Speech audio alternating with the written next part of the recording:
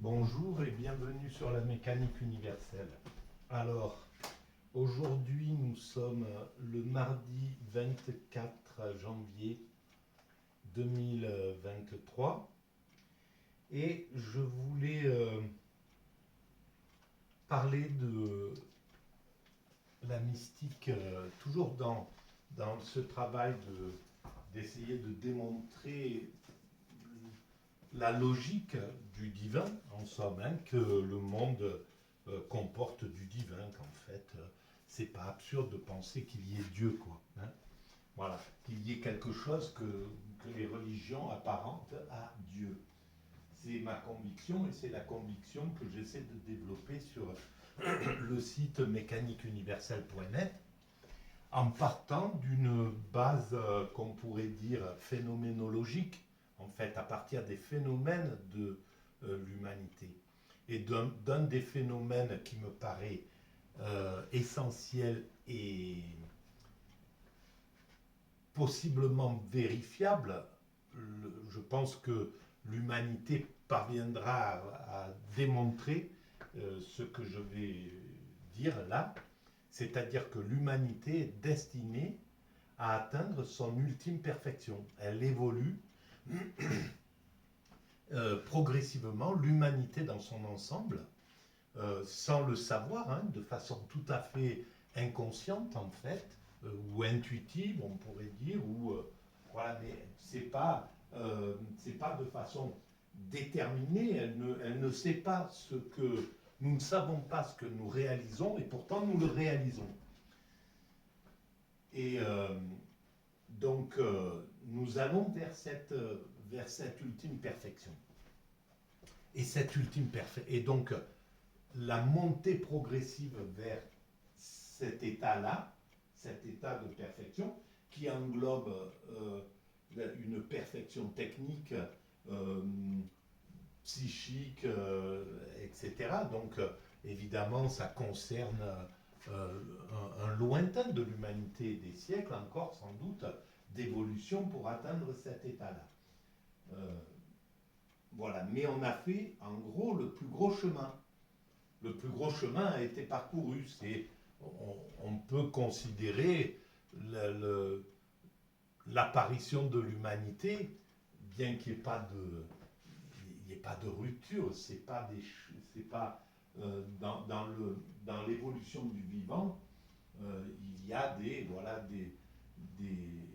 des espèces qui vont apparaître, etc. C'est ce qui fait, c'est ce qui construit ce vivant tel que nous le connaissons, cet écosystème, en fait, que nous avons pas mal abîmé, justement, jusqu'à présent, mais nous entrons, nous commençons à prendre conscience de ce qu'il faut faire pour éviter, donc, pour sortir de ce mécanisme de maltraitance de cette planète et donc de notre propre demeure, en somme, hein, et de notre propre vie. Et donc, c'est un nouveau palier que l'humanité franchit. Et en fait, on peut mesurer avec l'accumulation des connaissances que nous avons, on peut mesurer les paliers que l'humanité a franchis. Il a fallu qu'elle se distingue des autres primates de façon, comment on peut dire, génétique, voilà, qui est ce que les sciences appellent plus ou moins parfois un accident génétique. À mon sens, il n'y a pas d'accident génétique. Je vous renvoie à la lecture, à l'écoute des vidéos précédentes à ce sujet-là. Euh, donc voilà, il y a un décalage génétique qui se fait, l'espèce humaine apparaît, se développe. C'est du temps long, évidemment. Hein, c'est pas quelque chose qui se fait en quelques heures. Voilà, on peut en parler en quelques minutes, mais en fait, voilà, on n'est pas dans cette configuration de temps humain. On est dans l'évolution d'une espèce qui prend euh, un autre temps. Donc il a fallu qu'on se distingue des autres primates. Il a fallu que voilà, notre corps s'organise, se développe pour que on puisse développer notre langage, apprendre le langage, le développer, développer notre dextérité, etc. Et puis, bon, on peut voir toutes les étapes. Il y a des grands scientifiques vulgarisateurs qui ont éclairé ça dans des vidéos magnifiques sur l'évolution de l'homme. Voilà. Et nous sommes à ce point. Voilà, aujourd'hui, mardi 24 janvier 2023, l'humanité en est là. Nous sommes à ce point de l'humanité. On peut constater qu'on a construit, par exemple, les structures pour fonctionner universellement. Donc, on peut commencer à entrevoir l'idée que nous allons prendre conscience que nous sommes une humanité. Pour l'instant, on le sent, on l'entend justement, ces copains, etc., nous ont bien montré que nous sommes une famille, en somme, hein, que l'humanité est une famille. Mais curieusement, une grande partie de nos dominants ne veulent pas comprendre complètement ce mécanisme-là. Et ben voilà, ils se déclarent des guerres, ils envoient de la chair humaine se faire massacrer, voilà, pour des raisons qui sont bassement stupides, qui nous paraîtront de plus en plus stupides quand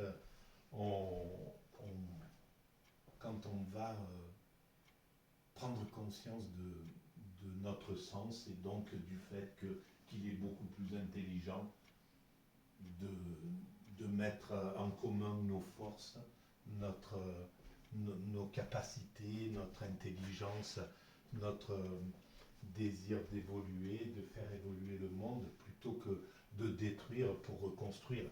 C'est vraiment là, ce type de réactions sont des réactions primates basiques, quoi.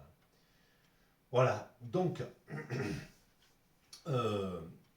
et donc voilà, on va vers cet état de perfection.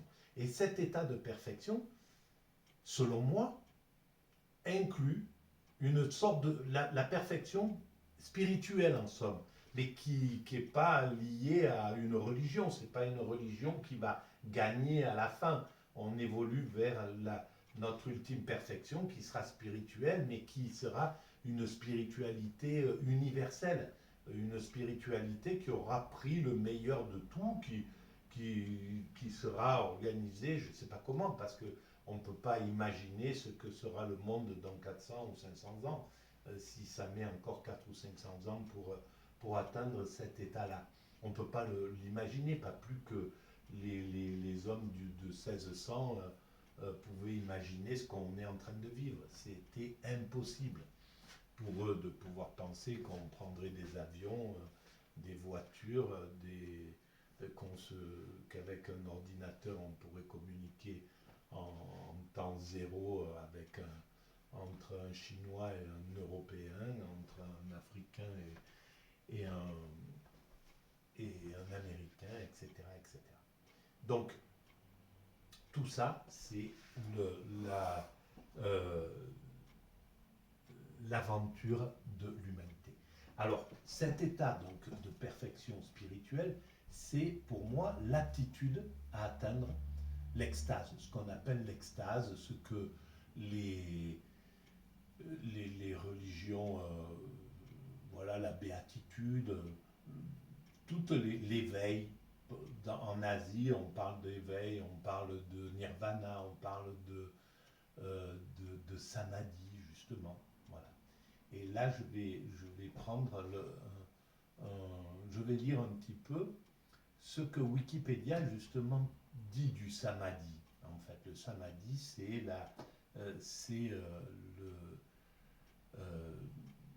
cet état de libération, d'éveil dans l'hindouisme. Alors, je vais lire et puis je vais commenter. En fait, cet état-là, j'en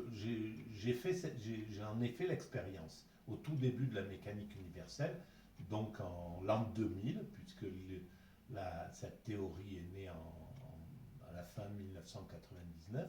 En l'an 2000, j'ai fait cette expérience-là et je ne savais pas du tout que j'étais en train de faire un état d'extase. C'est quelque chose qui s'est imposé à moi.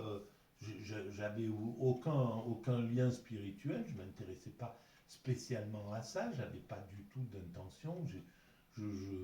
Voilà, j'ai pas compris ce qui m'arrivait, parce que dans cet état-là, on ne réfléchit pas à ce qui nous arrive. On vit l'instant présent absolu, on est dans un présent total absolu.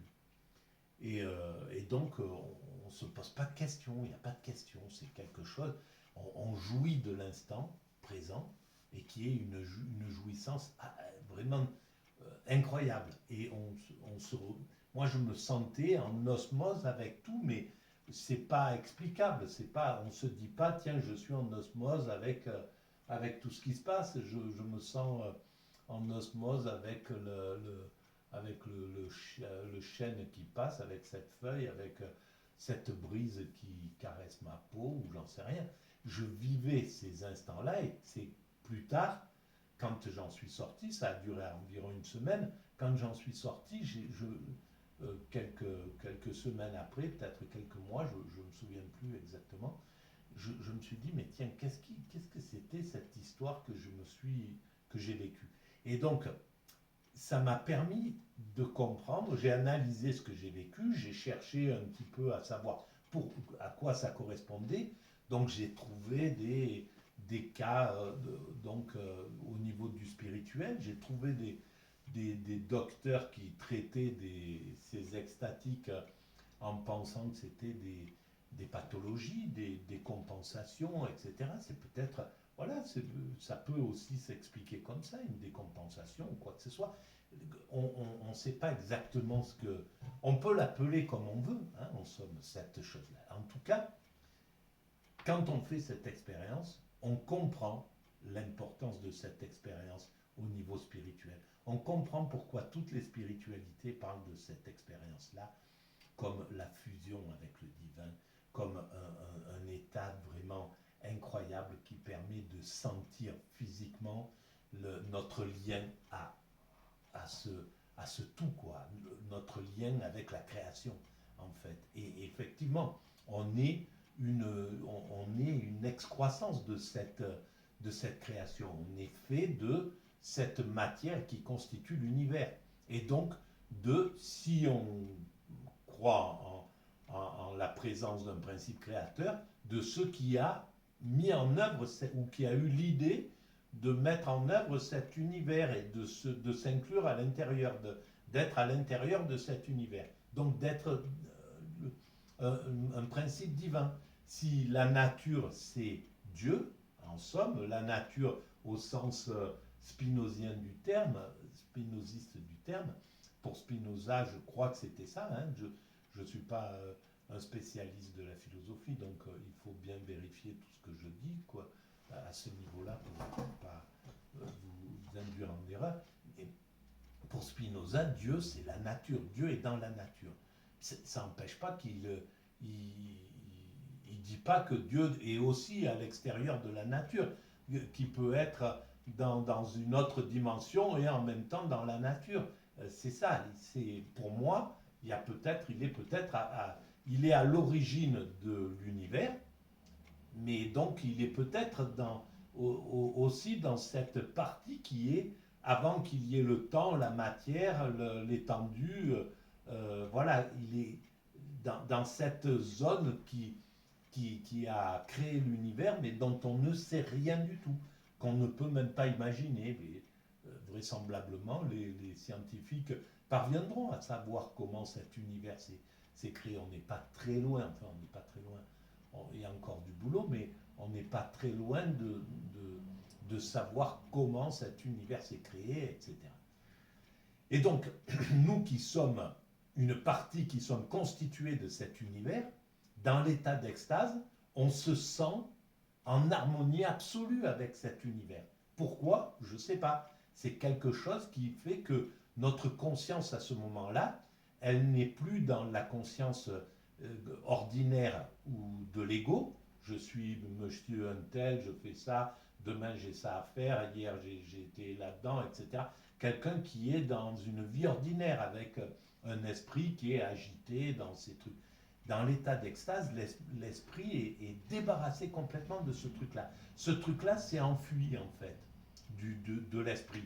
Mais comme il est revenu plus tard, ça veut dire que en fait, il ne s'évapore pas. L'ego ne disparaît pas totalement. Quoi.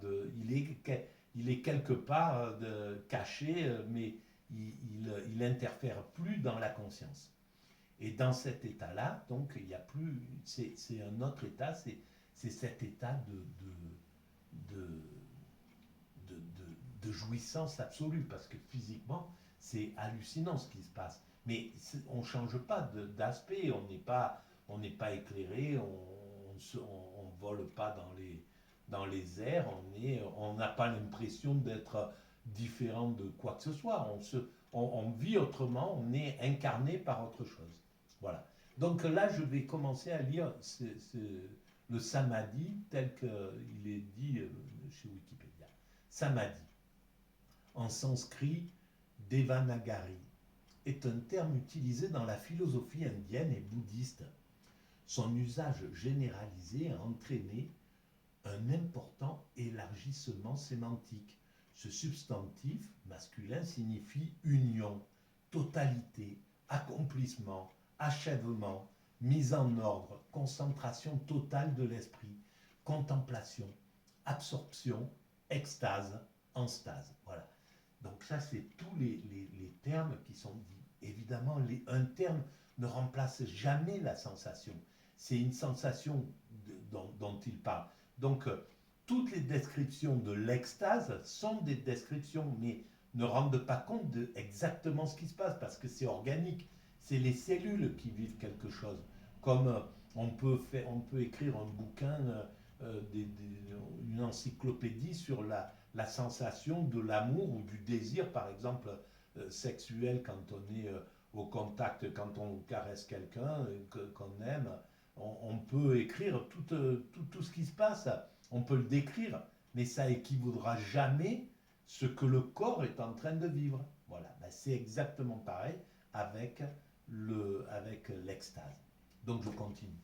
Dans l'hindouisme, c'est le nom de la 8e et dernière étape de l'Astanga Yoga qui est exposé dans le Yoga Sutra de Patanjali, durant laquelle l'esprit du yogi réalise la réalité ultime. Alors voilà, moi je ne suis pas un spécialiste, je ne connais pas le samadhi, c'est quelque chose que je commence un peu à lire, à comprendre de façon vraiment extérieure. Mais, et donc, il ne faut pas se laisser embourber en fait par les... C'est ça le problème. J'ai trouvé des bouquins dans ma bibliothèque, le fondement de la mystique tibétaine, technique de méditation et pratique de l'éveil, c'est des trucs que je ne sais pas comment c'est arrivé là, j'ai acheté ça il y a X temps, je ne les ai jamais lus, mais voilà. Et donc, je vois que là j'ai un peu parcouru, la terminologie induit en erreur en réalité. Donc c'est important d'en parler. C'est le nom de la 8e et dernière étape. Donc il y aurait des étapes, etc., etc. Sauf que on peut tomber en extase sans aucune étape, sans le savoir. On peut prendre un camion en pleine poire et être dans un état passé, voilà, et tomber en extase. On peut d'ailleurs, je ne sais plus qui je pense que de nombreux philosophes ont fait cette expérience-là, et accidentellement parfois, comme par exemple Jean-Jacques Rousseau parle d'un état d'extase qu'il a vécu Pascal a vécu un état d'extase, il est tombé de cheval ou je ne sais plus quoi, et donc il s'est retrouvé dans cet état-là. Et moi, je suis tombé dans cet état d'extase, de façon, pas dans des extases, hein, mais dans cet état d'extase, sans avoir ni bu, ni fumé, ni quoi que ce soit, je suis tombé à la poste. Bon, voilà, par exemple. Donc, enfin, je ne suis même pas tombé, hein, je ne suis pas tombé à genoux ou j'en sais rien, en train de vociférer, ça y est, je suis illuminé, je vois des étincelles, etc. Regardez, voilà, je suis pas tombé dans un truc comme ça. Je me suis retrouvé brutalement, pas ni brutalement d'ailleurs, tranquillement, mon esprit est passé d'un esprit ordinaire, pardon, à cet état extatique. Donc, on se laisse embourber. Dans l'hindouisme, c'est le nom de la 8e et dernière étape, etc. Donc, ça, c'était pour expliquer ceux qui veulent faire cette expérience techniquement. Les hindous, depuis des millénaires, ont travaillé ce truc-là. Donc, ils ont essayé d'expliquer comment celui qui veut faire cette expérience de façon non accidentelle, donc de contraindre son corps et l'amener jusqu'à cette extase, quand ça n'est pas accidentel, c'est extrêmement laborieux d'atteindre cet état-là. Et effectivement, toutes les grandes spiritualités ont des techniques pour faire monter, pour arriver à cet état-là, pour arriver à cet état d'extase. Dans le soufisme, ça peut être les derviches tourneurs ou les soufis en Afghanistan annonnent le nom du divin et dans le dhikr, c'est-à-dire ils chantent et c'est à travers des chants qu'ils atteignent cet état-là. Voilà, chacun, les moines zen au Japon sont en posture et doivent, voilà, ils sont je vous renvoie à visionner les films de Arnaud Desjardins sur les soufis en Afghanistan et sur les moines zen au Japon pour voir comment ils pratiquent pour atteindre cet état-là. Voilà. En tout cas, cet état est là. Mais alors voilà, 8e étape, il ne faut pas se laisser euh, inquiéter par ce genre de choses. En tout cas, c'est la technique pour atteindre la réalité ultime. C'est pas pour rien qu'il parle de ça, parce que dans cet état, on a le sentiment, mais pas de, on ne voit pas les choses différemment, mais on est au contact charnel de quelque chose, de chaque atome qui traverse. Là, on est, voilà, quand on est dans la vie, l'air, tout ça, on est traversé d'atomes en permanence, on est au contact de la constitution de cet univers, de la constitution atomique de cet univers. Et bien, dans cet état-là d'extase, on est sans doute en fusion avec ça, on est au contact parfait avec cette puissance atomique qui est, pour moi, le divin. Voilà, donc on est au contact du divin. Mais c'est ça la réalité ultime, c'est pas quelque chose qui est différent de ce qu'on voit, dans la vie ordinaire, c'est exactement pareil, sauf que le corps vibre à un autre degré. Il n'est plus dans la même vibration. Il voit pas les choses parce il projette plus son esprit en disant tiens, ça c'est une voiture, mais ça c'est une Rolls, ça c'est une 2 chevaux. Ça c'est l'extatique, il se pose plus de questions. Il avance, il voit, sans doute, il voit pareil, une 2 chevaux, une Rolls, mais sauf qu'il ne fera pas la distinction dans son esprit. C'est autre chose. Il sait que c'est ça, mais certainement, mais il n'est pas dans cet état de truc. Donc je continue. Dans l'interprétation védantique du yoga, il désigne, donc le samadhi, un état d'union avec le Dieu intérieur, Atman, ou d'absorption dans l'absolu, Brahman. Voilà, donc on est partout sur cette planète, n'importe où, où les êtres humains ont fait cette expérience. Dans toutes les religions, ils l'ont fait. Il y a eu des expérimentateurs de ça, il y a des chercheurs du divin qui ont fait cela et qui ont réussi à atteindre cet état-là, à l'expliquer. Et bien là, dans l'interprétation, c'est un état d'union avec le Dieu intérieur. Et ça, avec Dieu intérieur et extérieur, en fait, avec le divin. Cet état de contemplation à ce niveau-là. Et bien ça, en sortant de cette expérience, j'ai compris ce qui m'était arrivé et j'ai compris pourquoi on pouvait dire ça, pourquoi on pouvait dire que c'était qu'on est en relation avec Dieu, alors que je n'ai aucune image de Dieu. En plus, à cette époque-là, je ne croyais même pas en Dieu. J'avais pas de, j'étais pas dans une vision spirituelle. J'étais dans l'interrogation. C'est plus tard, en analysant cette évolution de l'humanité, que je me suis dit, bon, la logique, c'est que l'univers a été créé par quelque chose que les religions apparentent à Dieu. Il n'y a pas photo. C'est beaucoup plus juste de penser ça plutôt que ça a été construit à partir de rien, que le rien puisse donner un extatique, puisse donner l'extase. Ça fait vraiment bizarre que le rien puisse donner la vie, que le rien puisse, qu'à partir du rien, de quelque chose qui serait rien, quoi, vide, rien, zéro, quelque chose qui serait même pas un vide palpitant, un vide, un Dieu qui aurait l'apparence du vide, quoi, un principe divin qui aurait cette qui naviguerait dans une dimension qu'on ne peut même pas imaginer et qu'on dit aujourd'hui être le vide, par exemple. Voilà. Et à partir de ce vide-là, il construit l'univers. Mais son essence, elle est divine de ce vide, si c'est le vide qui a fait ça. Ça, les physiciens le démontreront peut-être dans 100, 200, 300 ans. Je continue. Le samadhi en tant que concentration. En tant que concentration, le samadhi est associé à la pratique de méditation appelée samatha bhavana, le développement de la tranquillité.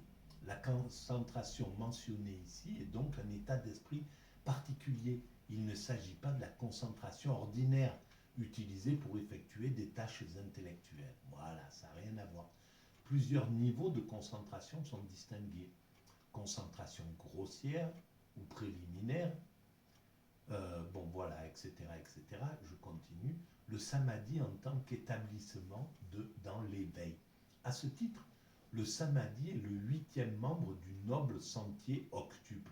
Voilà, tous ces termes-là, concentration momentanée, noble sentier octuple, etc., etc., tous ces termes-là, ce ne sont que des termes. Il ne faut pas s'attacher à ces termes-là.